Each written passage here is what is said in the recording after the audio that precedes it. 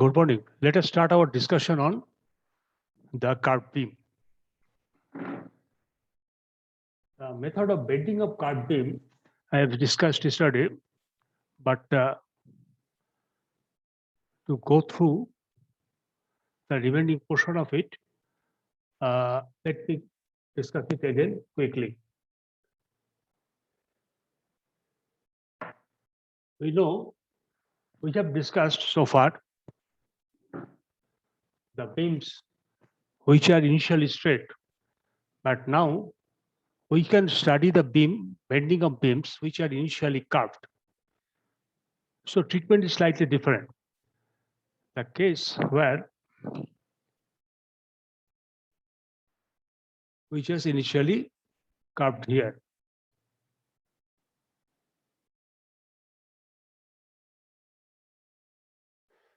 So we let us consider the way where bending takes place in the plane of curvature. So what should be the plane of curvature? Generally, for any curved beam, we should have a plane of symmetry, which means along this plane, across this plane, both sides are exactly replica of each other. And the plane of curvature, we should, for symmetrical beams, we should have the plane of curvature merges with the plane of this plane of symmetry itself. Now it is possible when bending section, beam section is symmetrical about the plane of curvature and bending moment acts in this plane. So what we have, initially we have a plane, symmetrical plane, and bending beam section will march along the symmetrical plane, and the bending moment exactly is also acting over it. Now we should define this our notations as before. Rho 0, it is the initial radius of curvature of the centroidal plane itself.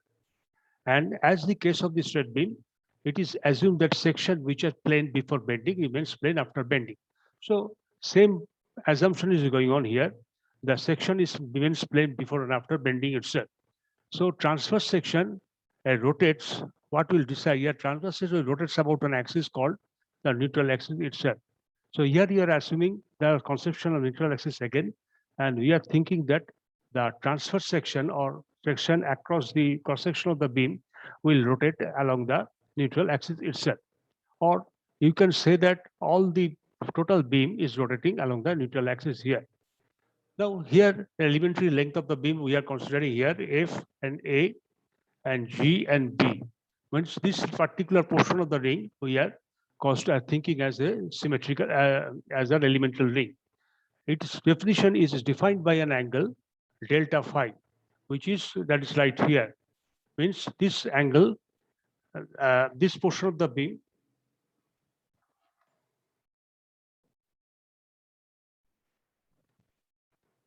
does this, which means this portion of the beam is initially curved here by an angle delta theta at the point of curvature of the beam, or the point of the radius of curvature of the beam itself. Now here we are defining that Sn, this one S and N, it is the neutral. So it is the surface of the neutral beam, neutral surface or neutral surface with the radius of curvature here R0 here, which is the R0, and this is the radius of curvature along the cross section of the beam. We notice that radius of curvature is not equal to, the neutral axis is not equal to radius of curvature of the cross section of the beam itself. Now, the fibers lying in the, just a second.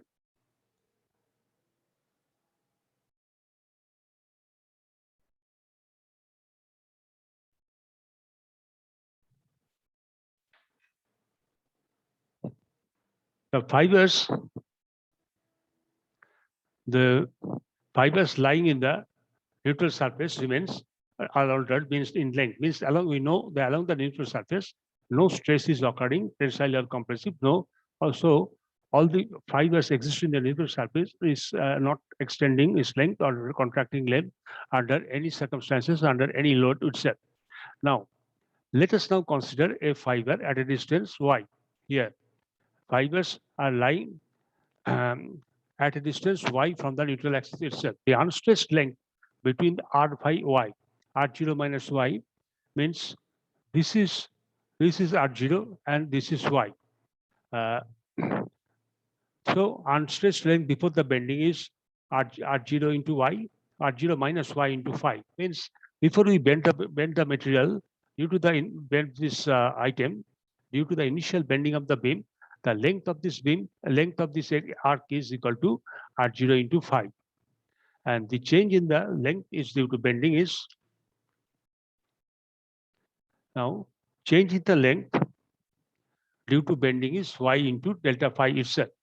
Now y delta sigma delta phi itself. While sigma delta phi is the angle subtended by the beam after it is bending. Means in that case, this point comes here, and as bending as these neutral surfaces are extending or subtracting, the all other surfaces are extending by keeping it normal. So this surface AC, right, which was initial was Sn, which remains Sn after the bending itself, and the arc which is formed by this form AB will take the form A dash B dash A dash here, but it's passing through the point A dash itself, because at the point of A dash, there is no stress, elongation or contraction of the fiber itself, and this line starting from here to A dash itself is extending an angle delta sigma delta phi with the line from here to A dash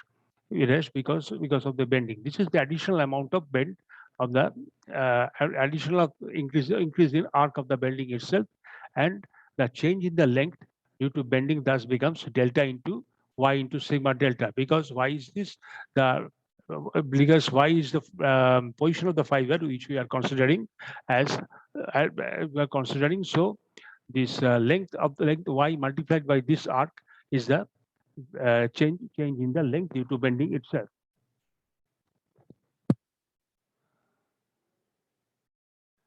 Noting that for the moment as known, the strain is negative. Here, for the moment itself, the strain here is negative, strain here is negative. Hence, this strain is, whatever it takes place is reducing in length. That's why, which means if this type of strain is, compressive strain. So you can safely say this is negative itself. So strain itself is defined as epsilon x is the strain y into delta epsilon x minus R0 minus y in multiplied by delta, means the amount of strain which takes place and divided by the original strain, and it is minus is because it is the compressive strain itself. It is compressive strain.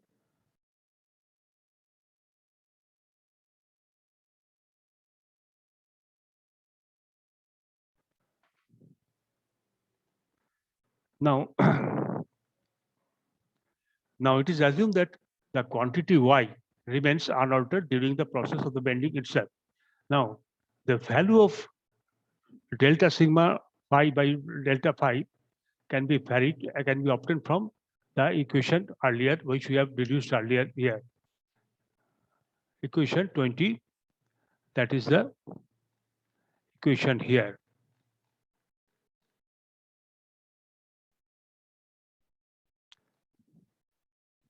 This is the particular type of equation which is supposed to be defined from here.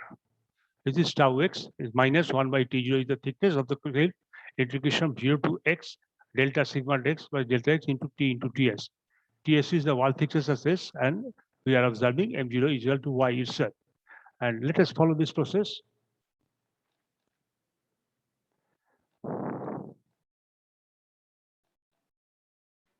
Now, it is seen that Sn is Sn, it is the, what is Sn here? It is starting from here and finishing from here. Sn is equal to delta sigma. It is can be delta Sn means length of the fiber of along the neutral axis itself is delta phi plus delta sigma phi into R itself, where where R is the radius of curvature of the neutral surface after bending. Is the radius of curvature of the neutral surface. So it is the length, the angle it is subtended and multiplied by radius thickness is equal to the length of the neutral surface of the beam at that particular element of beam itself. So the angle bent is first initially it was bent by delta phi, next it was increased by an amount sigma delta phi. So total bent will total, this is the total angle bent in the along the bend of radius itself, and radius the radius of curvature. So Sn will be equal to sigma sigma phi plus delta sigma phi into r. Again, Sn is also r0 delta phi. Means when it was not bent, the length of Sn remains same as it was bent after application of the load. So initially, before the bend, it was radius of the neutral surface was r0 and angle subtended at the center is equal to delta phi. So thus we have initially it was r0 delta phi. Hence we can say that these two elongations are same. This Sn and these Sns are supposed to be same. And so if we make divide them each other, then it will take this particular form, which is supposed to be equal to 1. So further simplification will tell us delta by, if we make it like this, it will become delta phi plus delta sigma phi whole into r is equal to delta phi into r0. So we can make it like this: delta phi plus delta sigma delta phi divided by delta phi is equal to r0 by r. And so this thing will cancel each other. It will become 1 plus delta sigma phi divided by delta phi is equal to r0 by r0 by r. That this, if we take this 1 from left side to right side of the equality sign, this will take this particular position itself. Or this will become, if we take r0 as a common term outside the signal, it will become r0 is equal to 1 by r minus 1 by r0. Thus f sub x become, so if we substitute this value of delta x by delta phi, then equation 30 here, then what we'll find, we have delta sigma by delta phi here, and thus we have y into r0 minus y. So delta sigma delta phi divided by delta phi is equal to r0 by r minus 1. So we are putting this value y minus r0 minus y remains as it is, and r base is multiplied by r0 into r1 by r into r0. So we got the eccentricity at a distance y from the neutral axis of a particular fiber, which depends on the distance y first of all, and also depends on the other constant like r0 is fixed, and r is the particular radius of curvature at this section itself. And so we shall only we shall assume that only sigma x is acting and sigma y and sigma z is equal to 0.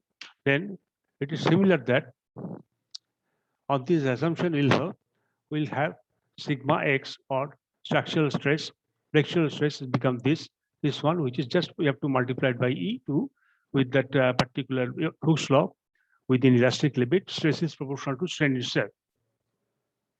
The above expression brings out of main distinguished feature of a curved beam.